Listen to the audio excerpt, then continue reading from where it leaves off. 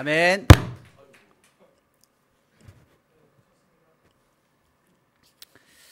자, 오랜만에 설교를 합니다. 여러분 반갑습니다.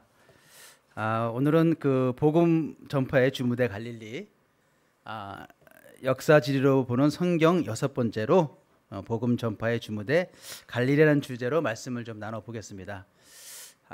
저도 그 프로포폴은 아니지만 그 3일 동안 그 4시간씩밖에 못 자갖고 약간 좀 비몽사몽합니다. 그래서 좀 많이 실수를 하더라도 좀 많은 양해를 좀 부탁드립니다.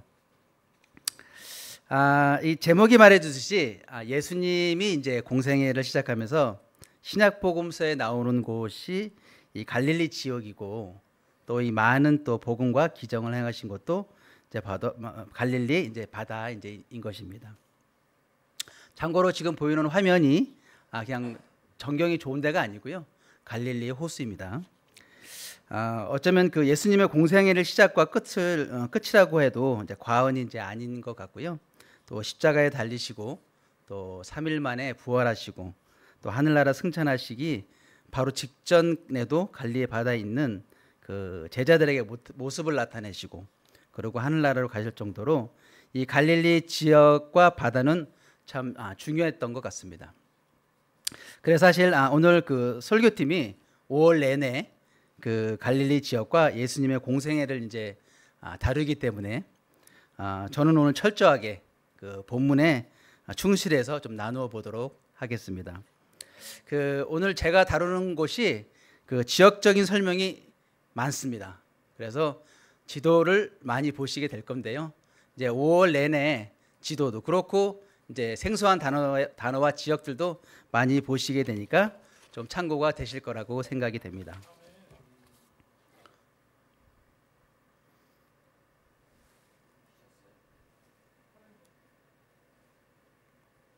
네. 제가 오늘 그 나눠드릴 내용은 이제 다음과 같습니다. 그 이방인의 갈릴리, 그다음에 예수님이 선택한 복음의 무대, 그리고 이제 포인트로 갈릴리 바다냐, 그다음에 호수냐, 그다음에 두 번째가 열린 갈릴리, 그다음에 생기 있는 개방 도시, 그리고 이제 두 번째 포인트로는 예수님의 갈릴리, 그래서 유대인과 유대인 모두를 위한 복음 센터, 그다음에 첫 번째로 이제 흑암의 땅 이방인의 갈릴리, 그다음에 위로의 마을 가버나움 순서입니다. 자, 첫 번째, 그 갈릴리, 첫 번째로 이제 이방인의 갈릴리, 예수님이 선택한 이제 복음의 이제 무대인데요. 갈릴리는 그 예수님의 이제 복음 사역의 센터로서 예수님의 사역이 이제 집중된 이제 곳이고요. 예수님 복음을 전하기 위해서 가장 적당한 무대로 이제 갈릴리로 이제 삼으셨습니다. 그러면 예수님께서 왜 이곳을 그 복음의 무대로 삼았는지 먼저 그 지역적인 특징이 좀 지역 특징을 좀 이해할 좀 필요가 있습니다. 이제 지도를 보시면요, 그 아시아와 그다음에 그 아프리카를 통하는 지중해 해변길, 그러니까 여기서 말하는 해변길은 갈릴리 바다의 해변길을 얘기하는 겁니다. 이 갈릴리 지방을 관통하는 주변에 베니게, 그다음에 수리아, 데가볼리, 사마리아 등 이방인이 둘러싸여 있어서 그 복음이 사방으로 퍼질 수 있었던 것입니다. 그러니까 이렇게 베니게가 있죠. 그다음에 위쪽으로 이제 수리아라고 이제 표현을 합니다. 그다음에 데가볼리, 그다음에 사마리아, 이렇게 이제 둘러싸여 있던 거죠. 그래서 이제 이 지역을 예로부터 이사갈, 그다음에 아셀, 스볼론, 납달리 단지파가 살았지만 아마도 그 한 지파로 부르기로 이제 애매했었는지 그냥 명사인 갈릴리라고 이제 부르게 됐던 것 같습니다. 그 마태복음 4장 13절에 보면 그 예수님이 나사렛을 떠나 스볼론과 납달리 지경 해변에 있는 가버나움에 사시니라는 말씀이 있듯이 지금 이제 정확한 행정구역이 없었던 이 시절에 그래도 마태는 정확히 이제 표현했던 것 같습니다. 사실 이 그 갈릴리라고 부르게 된 것은 그 팔레스타인 북부 지방 모두를 그 히브리어로 이제 하갈리라고 이제 불렀다고 합니다. 이 뜻은 원래 그 원 또는 이제 구역 이런 의미를 하고 이 단어가 이제 둘러싸다라는 뜻의 히브리어 동사인 갈랄에서 이제 파생됐다고 그래요. 그리고 이 갈릴리는 둘러싸인 지역 또는 구역의 의미를 갖고 있어서 아까 말씀드렸던 것처럼 그 보통 명사에 이제 갈릴리라고 이제 부르게 됐다는 겁니다. 갈릴리 바다 이제 북쪽 해발 500m가 넘는 그 상부 갈릴리 그리고 남부 갈릴리를 이제 하부 갈릴리라고 이제 이야기한다고 합니다. 그러니까 동쪽에 이제 홀라 분지와 습지로 이제 이루어져 있고, 그다음에 하부 갈릴리가 동쪽의 갈릴리와 요단강 상류로 이제 이루어지고 이제 있던 거죠. 그러니까 죄송합니다.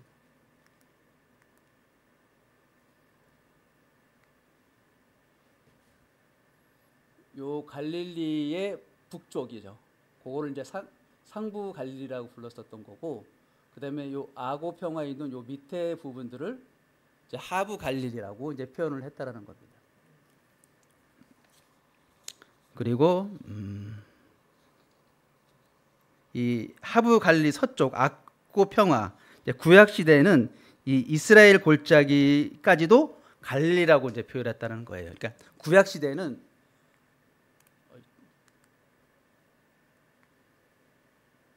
여기 사마리아 북부 지방 여기까지도 갈릴리라고 이제 칭하고 있었다라고 합니다. 그리고 그 갈릴리 지역에 속해 있는 갈릴리 바다는 이제 긴네렛 바다, 옛날 말인 것 같아요. 그다음에 디베레 바다, 그리고 게네사렛 호수라고도 이제 불리고 있다고 합니다. 이제 호수의 생김새가 여러분 잘 보시다시피 그 수금을 닮았다고 해서, 수금 있죠. 옛날에 이렇게 치는 거 맞나요? 네, 예. 수금을 치는 거 이제 닮았다고 해서 이제 키노르라고 이제 부른다고 합니다. 히브리어로. 그래서 구약 시대에는 이제 긴네렛 바다라고 불리었고 지금도 게네사렛 호수라고 이제 불리우고 있다고 합니다. 이제 복음서에서 보면 모두 이제 바다라고 이야기하는데 그 유일하게 이제 그 누가만 그 호수라고 불렀던 건 보면 아마도 그 누가는 그 헬라문에 익숙해서인지 바다와 호수의 구분을 정확히 이제 알았던 것 같습니다. 특히 이 갈릴리 바다를 기점으로 해서 그 신약 시대에는 동쪽에 수리아, 북서쪽은 베니게, 남동쪽은 데가볼리, 남서쪽은 사마리아가 있어 갈릴리는 정말 이방인에 딱 둘러싸여 있던 이제 곳이었던 것 같습니다. 그래서 마태는 이사야서 9장 1절과 2절을 이제 인용하면서 이제 그런 말을 했다고 그래요. 갈릴리 바다는 물론 갈릴리 지역 사람들은 흑암에 앉은 백성, 그리고 사망의 그늘에 앉은 자들이라고 이야기했다고 합니다. 결국 그 모든 문명이 당시에는 그 갈릴리 호수의 길로 통해서 번영과 누릴 수 있는 길이었지만 반대로 군사들이 쳐들어오면, 그러면 이제 사망의 그늘진 땅이 될 수 있었던 재앙의 길이었기도 했던 겁니다. 그리고 그 신약 시대의 바다는 유대 지역의 이방 지역인 데가볼리로 오가는 교통로 중요한 역할을 이제 했을 거라고 짐작을 합니다. 예수님이 사역하신 가버나움, 벳세다, 막달라, 디바라 등은 당시에 그 항구라고 이제 표현했을 정도로 큰 도시였을 겁니다. 나름대로. 예수님은 이곳을 복음의 주 무대로 삼으신 것은 일단 보니까 사람이 좀 되게 많았던 것 같아요. 왕래하는 사람도 많았고. 그래서 이렇게 아프고 또한 상처가 많은 사람들을 이방인이 멸시하고 천대받는 이곳을 예수님께서 이제 친히 이제 오신 것이라고 생각됩니다. 자, 그럼 갈릴리가 바다냐 호수냐? 사실 뭐 여러분들한테는 사실 질문이 안 되는 거죠, 그죠? 그래서 그러면 갈릴리가 호수인가요, 바다인가요? 갑자기 자신이 없어지네. 네, 호수입니다. 이 갈릴리 바다는 그 해수면보다, 그러니까 해수면보다 200m 아래로 위치하여 바다가 아닌 100% 이제 민물 호수인 겁니다. 그래서 이제 히브리어가 아닙니다. 히브리어로는 바다와 호수의 구분 없이 얌이라는 단어를 썼다고 합니다. 그래서 이 얌이라는 단어가 이제 큰 물 단어여서 모두 이제 갈릴리 바다라고 이제 불렀다고 하는 거예요.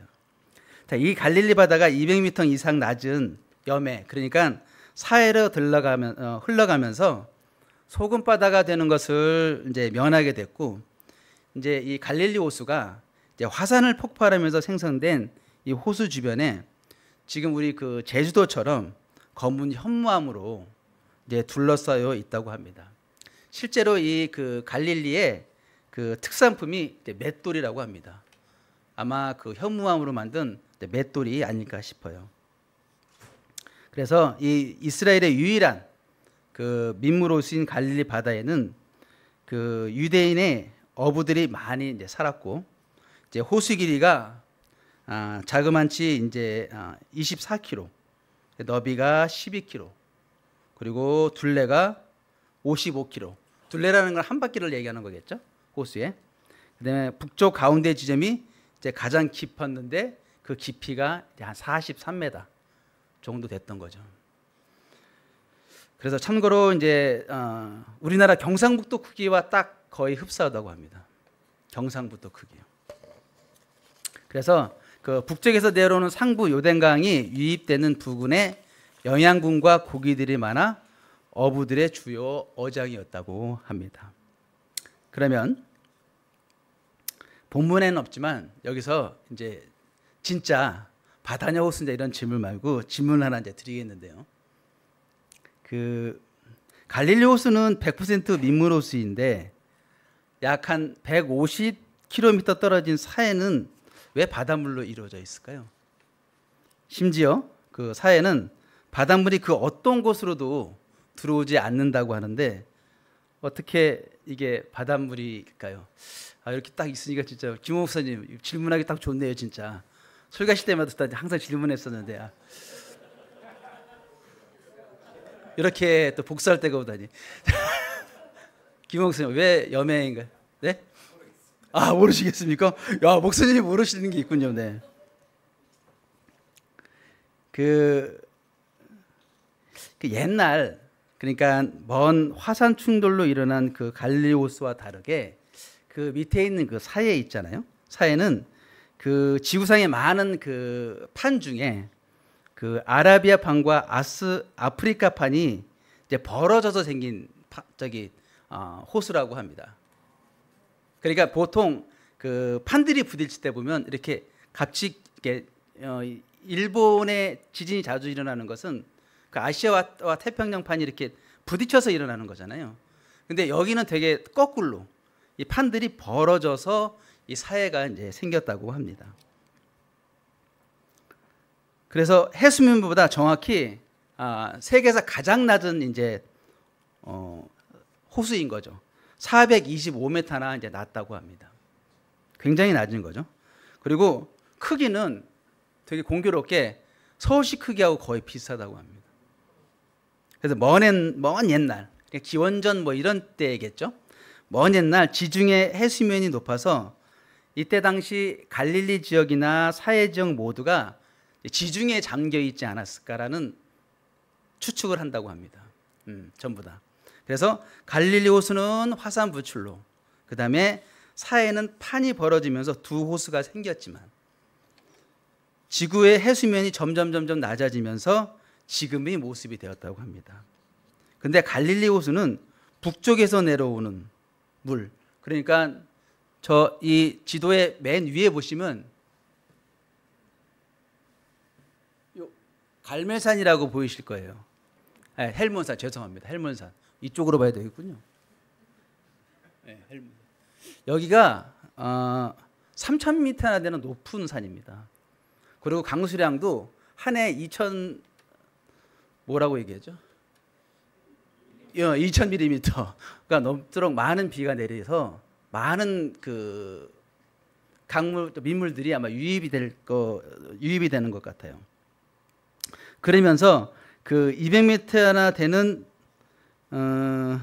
지금의 못하겠지만 갈릴리 호수는 북쪽에서는 물과 200m나 낮은 사해로 더 낮은 사해로 물을 흘러 보내면서 이제 호수가 결국엔 갈릴리 호수는 정화가 되었던 거죠.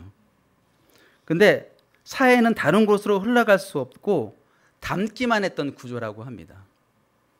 그럼에도 불구하고 사해 지역에 높은 기온이 일반 그 강물들을 다 증발시키고 그 다음에 어마어마한 양의 나트륨을 가진 그 판이 벌어지면서 그 판들이 벌어지면서 어마어마한 양의 그 나트륨을 가진 광물질들이 오랜 시간 사해 바닥에 퇴적되어 가면서 쌓여졌다고 합니다.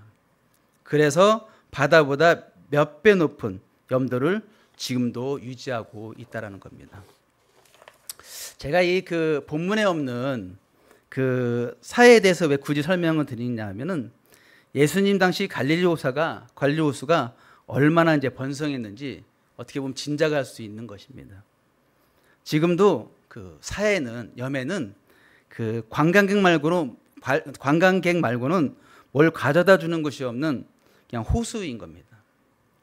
염도가 너무 강해서 물고기도 살 수 없고 생명체도 살 수 없다 보니까 주변에 상업이나 무역들이 이제 활성화되지 않았던 겁니다. 그래서 지금도 그 이스라엘 속담에 그 이런 말이 있답니다. 그러니까 사해처럼 인정머리가 없으면 망한다 라는 속담이 있을 정도로 자연적으로 당시의 모든 무역과 상업과 그 다음에 돈들이 아마 갈릴리 지역으로 집중되었을 거라고 이야기를 하는 것입니다. 자, 다음은 이제 열린 갈릴리 이제 생기 있는 개방 도시입니다. 자, 성경에서 나오는 이제 베드로와 안드레 고향의 갈릴리의 가장 북쪽 벳세다입니다. 특히 이 벳세다는 갈릴리 지역에서 가버나움과 함께 가장 번성했었던 항구 도시로 예상이 됩니다. 그 이유는 북쪽에서 해상로를 이용하면서 가장 먼저 이용했던 것이 이곳 벳세다이고 예수님이 특히 이곳에서 기적을 많이 행하셨습니다. 여러분들이 잘 아시는 그 오병이어 기적도 이제 여기인 것이고요. 그리고 눈먼 맹인을 고쳐 주셨던 것도 이제 바로 이곳입니다. 그리고 그런데 그 예수님 그 십자가 처형 당시 그 어머니 사마리아와 그 사도 요한이 이제 있었습니다. 그 처형 장소 안에 사실은 아무나 들어갈 수 없다고 합니다. 근데 사도 요한과 어머니 마리아는 이제 들어갈 수 있었던 것이죠. 이제 그런 걸로 봐서는 이곳 그 벳사이다가 그 예루살렘에 있는 그 제사장들과 많은 커넥션이 있지 않았을까 하는 성경학자들도 이야기를 하고 있습니다. 그만큼 벳사이다에는 그 되게 사람들의 돈도 많았었고 그 돈에 대한 그 권력과 또 연결들이 많이 되어 있었던 것이죠. 그리고 이제 벳세다뿐만이 아니고 갈릴리 지역은 이러한 이방 문명이 가장 먼저 접했던 곳이었기 때문에 끊임없이 출몰하는 수많은 그 이방 문명에 자신들의 어떤 그 신앙이나 신념들을 이제 방어하기 위해서 많은 노력들을 하지 않았을까라는 생각이 이제 듭니다. 그래서 베드로와 같은 열심당원도 이제 있었고요. 이러다 보니 당연히 메시아를 갈망하는 사상도 이제 꽤나 이제 높았을 것입니다. 이러한 상황에서 그러니까 예수님이 오셔서 획기적인 이제 그 교훈과 말씀을 하셨을 때 참 사람들이 얼마나 좋았을까라는 생각이 참 해보게 되는 것 같습니다. 갈릴리 바다는 이방인의 분명히 중심지였었고 데가볼리, 두로와 시돈, 유대, 그다음에 수리아 이방인들이 와서 배를 타고 아마 움직였을 겁니다. 당시에는 좀 멀어서 잘 안 보일 수 있겠는데요. 한 11개의 이제 나루터가 이제 있었을 것입니다. 그래서 분명히 갈릴리 호수의 이제 번영을 이제 이야기해 주는데 그래서 이제 고기가 많이 잡힌 곳은 호수의 이제 북쪽이었을 겁니다. 그래서 물고기가 많이 잡힌 곳을 이제 아마 분명히 이제 항구라고들 이제 이야기를 했을 거고요.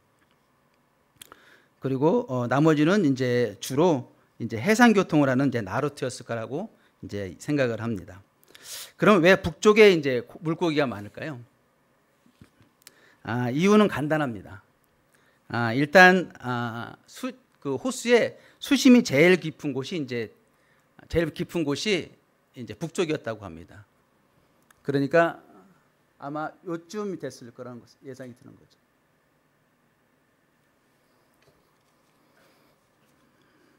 그래서 왜 그 베드로에게 예수님께서 좀 깊은 곳 가서 이제 그물을 던지라고 이제 했잖아요.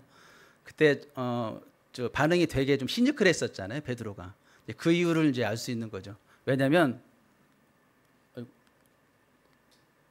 여기서 이 엠프라까지 12km인데 아무리 요쯤에 왔어야 해도 지금으로 노젓는 100길로 한 5km는 갔었어야 되는 거니까 여기서 5km면 어느 정도 될까요? 코엑스보다 더 될 것 같네요, 그죠? 예, 거기까지 또 나가서 그물을 던지라고 그러니까 마음이 아마 쉽지 않았을 것 같습니다. 그래서 이제 아무래도 이제 그 북쪽이 저 멀리 그 갈멜산에서 오는 그 요단강 물에 이제 물고기들이 좋아하는 그 산소와 특히 이제 이물질들이 많이 이제 내려오지 않았을까라는 생각을 좀 해보게 되는 것 같습니다. 그래서 이제 제가 제자 되기 전에 이제 낚시를 좀 다녀서 좀 아는데 이 산에서 샘물이 내려오는 데들은 항상 낚시꾼들이 많습니다. 수현 형제 잘 들어요. 낚시 좋아하니까. 그리고 이제 두 번째로 이제 많이 가는 데가 아마 이따 당시에는 없었을 거예요. 근데 요즘은 이제 그런 큰 호수에 가면 이제 양어장, 가두리장이라고 있습니다. 왜냐하면 가두리장에서 맨날 이제 먹이를 줘야 되니까 물고기들이 그걸 알고 그 주변을 항상 이제 많이 오더라고요. 그리고 이것도 모르겠고 저것도 모르겠다 싶으면 사람 제일 많은 데 가서 낚시하면 제일 좋습니다.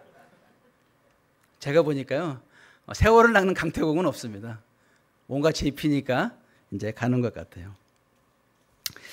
이제 보면 지금의 이제 갈릴리보다 진짜 예수님의 갈릴리 때가 더 부흥했던 게 맞는 것 같습니다. 분명히 그 정보 장소에 장소였을 거고 무역산타처럼 갈릴리는 그래서 어떻게 보면 예루살렘보다 훨씬 더 아마 개방적이었을 것입니다. 예수님이 갈릴리 말씀이 갈릴리에서 급속도로 퍼질 수 있었던 건도 분명히 그 갈릴리의 그 개방성과 그곳에 난 해변길을 위한 많은 사람들의 빈번한 그 왕래 덕분이었을 거라는 생각이 너무나 드는 것 같습니다. 그래서 이런 갈릴리를 예수님께서 택하셨고 또한 예수님이 갈릴리에서 모든 준비가 되어 있었던 것 같습니다.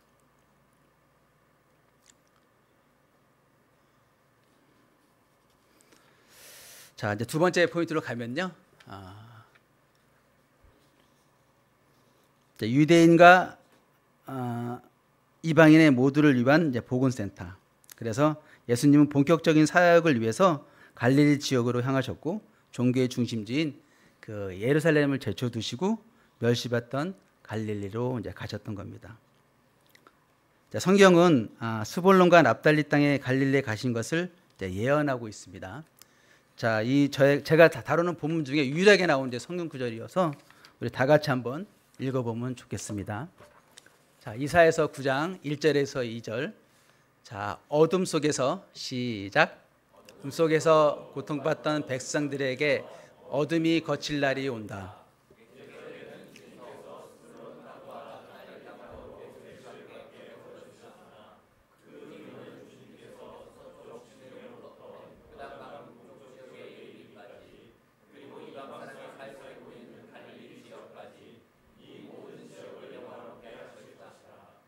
어둠 속에서 헤매던 백성이 큰 빛을 보았고 드리우는 땅에 사는 사람들에게 빛이 비쳤다. 아멘. 자, 과연 이 이사야가 왜 예언을 했을까요? 갈릴리는 예수님의 사역에 또한 어떠한 의미가 있었는지 좀 생각해 보게 되는 것 같습니다. 그래서 흑암의 땅 갈릴리가 되는 거죠. 흑암의 땅 이방인의 갈릴리. 자, 갈릴리는 예로부터 적의 침략이 많이 노출된 땅이었다고 합니다. 근데 또 해필이면 약한 지파, 그러니까 단 지파, 납달리 지파, 스볼론, 아센, 이사겔들이 또 해필이면 이제 분배를 이제 받게 되었던 거죠. 실제로 그 아수르나 그 아람, 바벨론 이 쳐들어올 때 가장 피해를 입은 지역이고 거의 모든 시대에서 침략 전쟁이 있었습니다. 그 틈을 타서 갈릴리는 많은 이방인들이 이제 들어와 이제 살았던 것이죠. 그 유대인이 이제 바빌론에서 들어와서 그 정착했을 때 이미 많은 이방인들이 이제 살고 있었습니다. 갈릴리 동쪽으로는 이제 10개의 헬라 도시, 그다음에 데가볼리, 북서쪽으로는 바알의 고향인 두로와 시돈, 그리고 갈릴리 북쪽으로는 사마리아 이들이 서로 왕래하며 혼연을 일으키는 일이 아마 허다했다고 합니다. 그 예를 들면 예수님이 두로에 가서 그 스루게니아 여인을 만나 그의 딸에게 귀신을 내쫓았다라고 이야기를 하는데요. 여기서 그 스루게니아는 수리아와 베니게, 그러니까 두로와 시돈의 합성어인데 이를 보면 혼혈의 실태가 어느 정도였던지 아마 당시 짐작이 가는 겁니다. 그래서 갈릴리의 그 유대인들도 이제 예외일 수 없게 됐겠죠. 그들의 언어와 풍습, 또 예루살렘의 사람들과 차이가 났고 이 모든 것은 이제 이방의 어떤 풍습이나 많은 것들의 영향을 받은 탓들일 것입니다.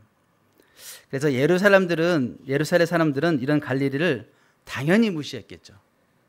그리고 무엇보다도 선지자가 이런 곳에서 나올 리가 절대로 없어라고 장담을 했답니다. 그런데 이렇고 힘든 땅, 그리고 이런 힘든 땅으로 예수님은 친히 이제 오셨던 것입니다. 예수님은 베들레헴 양에서 태어나셨잖아요. 그리고 무시당하고 또한 천대받던 갈릴리 지역에 사셨고 세례도 그 판자촌이라고 하는 뜻을 가진 베다니에서 이제 받으셨잖아요. 그리고 예루살렘에 올라가서 예루살렘 근처 베다니에서 주로 거의 머물러 계셨다고 합니다. 거기다 예수님은 가장 고통받는 죽음을 당하셨습니다. 가장 높으신 분이 가장 낮은 데로 임하셔서 정말 그러한 삶을 사셨기 때문에 어쩌면 저희 인간들을 다 이해할 수 있으신 것 같습니다. 그래서 우리에게 오신 예수님을 우리의 연약함을 아시고 정말 긍휼히 여겨주셨던 것 같습니다. 히브리서 4장 15절을 제가 한번 읽어보겠습니다. 우리의 대제사장은 우리의 연약함을 동정하지 못하시는 분이 아닙니다. 그는 모든 점에서 우리와 마찬가지로 시험을 받으셨지만 죄는 없으셨습니다. 아멘. 자, 우리 마지막으로 이제 위로의 마을 가버나움입니다.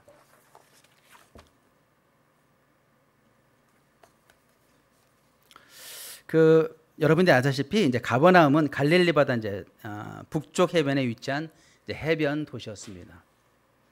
그 가버나움은 예수님의 갈릴리 공생의 사역지의 이제 중심지였고, 그 당시 가버나움은 갈릴리 지역에서도 굉장히 중요한 도시였습니다.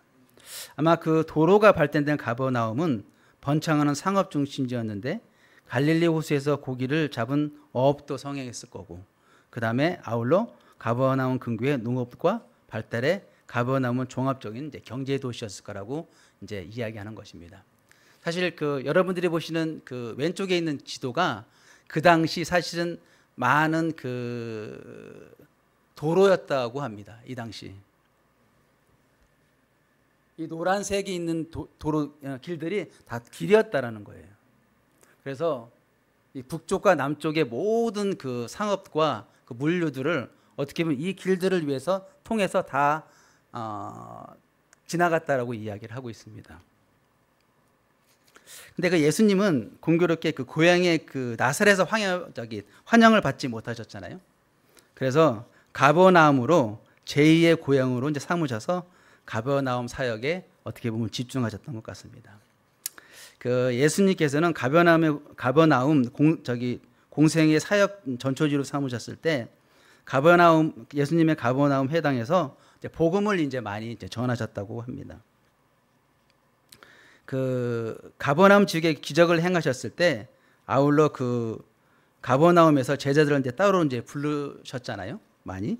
그래서 베드로와 안드레, 요한, 야고보 그리고 세례 마태까지도 이제 가버나움에서 이제 불렀습니다. 근데 베드로, 안드레, 마태, 요한, 야고보 가버나움에서 부름을 받았지만 사실 고향은 전부 다 벳세다입니다. 그러니까 미루어 짐작컨대 가버나움에서 부름을 받은 그 5 제자들이 아마 가버나움에서 기반을 두고 살지 않았을까라는 생각을 해보게 됩니다. 예수님은 가버나움이 어떻게 보면 이제 제2의 고향이신 거나 마찬가지잖아요. 그래서 예수님께서는 공생의 기준으로 한다면 가버나움에서 가장 많은 활동을 하셨고 그 다음에 많이 오래 계셨던 데가 바로 가버나움입니다. 그래서 다양한 이제 사역을 이제 펼치셨는데요. 특히 이제 회당과 어떻게 보면 이제 개인의 집에서 이제 예수님께서 많이 가르치셨다고 해요. 그래서 회당이 아니고 죄송합니다. 회당은 아마도 그 백부장이 쥐어준 회당일 가능성이 되게 높다고 합니다. 당시 그 회당을 지을 수 있는 권한은 백부장밖에 없었기 때문에 백부장이 쥐어줄 가능성이 되게 높았을 거고요. 그다음에 그 예수님이 그 가버나움에서 많은 치유의 이제 기적을 이제 베푸십니다. 구체적으로 보면 여러분들이 잘 아시는 그 백부장의 종, 그죠? 고치셨고, 그다음에 그 유명한 그 4명의 친구가 데려가 지붕을 뚫고, 그죠? 내린 중풍 환자.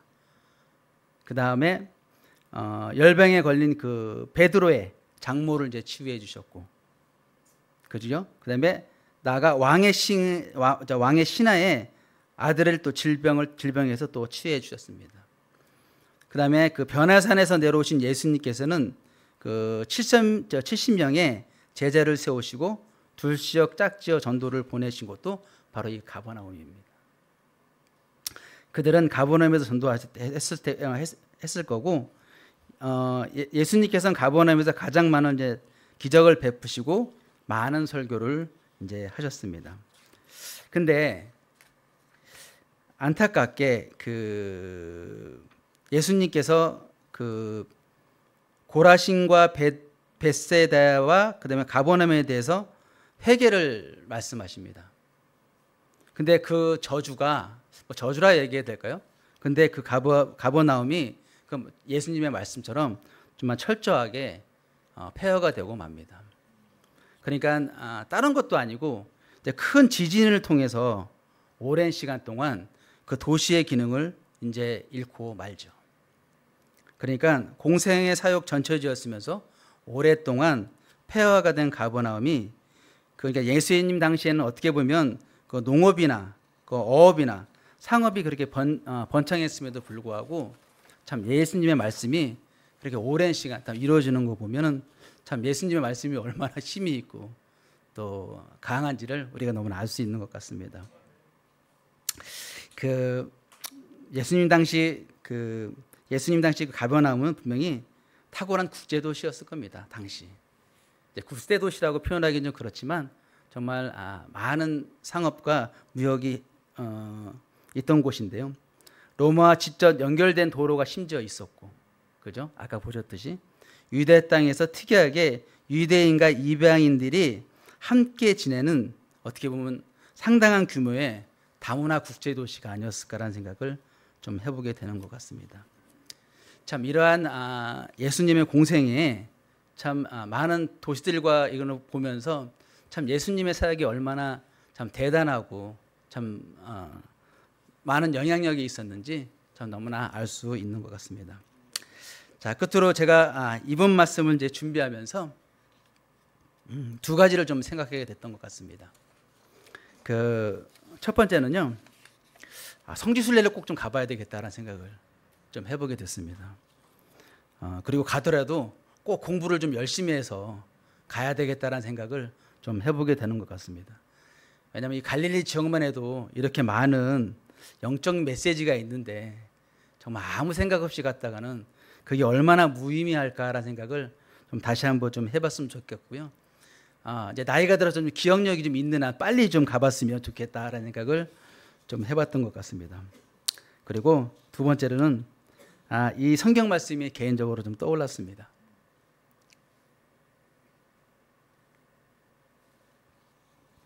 사도행전 1장 8절에서 9절의 말씀이 떠올랐습니다. 그러나 성령이 너희에게 내리시면 너희는 능력을 받고 예루살렘과 온 유대와 사마리아에 이르러 내 증인이 될 것이다. 이 말씀을 하신 다음에 그가 그들을 보는 앞에서 들려 올라가시니 구름에 쌓여서 보이지 않게 되었다. 아멘. 사실 이 시간들을 좀 준비하면서 내가 지구 반대편에 있는 한 번도 가보지 못한 이 갈릴리를 왜 이렇게 좀 공부해야 되지? 뭐 그런 마음에 살짝 좀 힘든 마음도 없지 않아 있었지만, 근데 계속하면서 기뻤던 것 같습니다. 진짜 그 위로의 가버나움의 뜻이 있는 것처럼 정말 마침내 땅끝인 대한민국에 저와 여러분이 정말 증인으로 살아가고 있다는 자체가 개인적으로 너무 기뻤던 것 같습니다.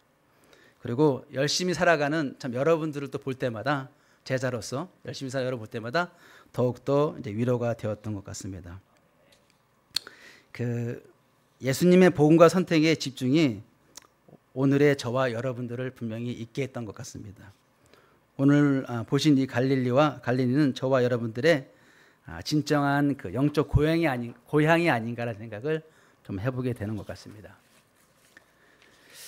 자신을 내어주고도 꼭 지키려고 하셨던 하나님의 말씀, 또 하나님의 사랑을 다시 한번 감사드리고, 그리고 혹시 예수님을 정말 뵙게 되면 꼭 이렇게 말씀드리고 싶었습니다. 예수님, 공생의 3년 동안 정말 폭삭 속았수다 라고 얘기하고 싶었습니다.